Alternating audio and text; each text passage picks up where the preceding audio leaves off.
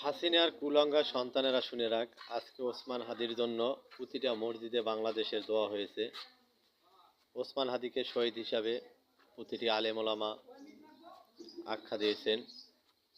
আর তোদের নেতা, তোদের দাতা শেখ মুজিব মরার সময় এই বাংলাদেশের কোনো আলেম ওলামা তো দূরের কথা, তোদের দলের লোকেরাও তার জন্য দোয়া করে নাই। তাই তোদের মা হাসিনা এই বাংলাদেশকে ধ্বংস করার জন্য যে নীলায় মেতে উঠেছে, ওই হাসিনার মৃত্যু ওই ভারতেই হবে, আর ওই দেশেই ওর দাফন হবে। এই বাংলার মাটিতে ওই হাসিনার দাফন হবে না।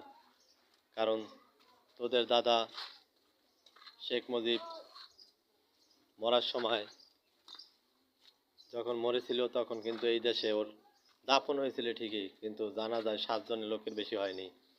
আর ওসমান হাদির জানা যায় লক্ষ লক্ষ লোক হবে। দেখিস তোদের এই দেশের মাটিতে তোদের দাফন হবে না, এই দেশের আলেম ওলামা তোদের জানাজা নামাজ পড়বে না।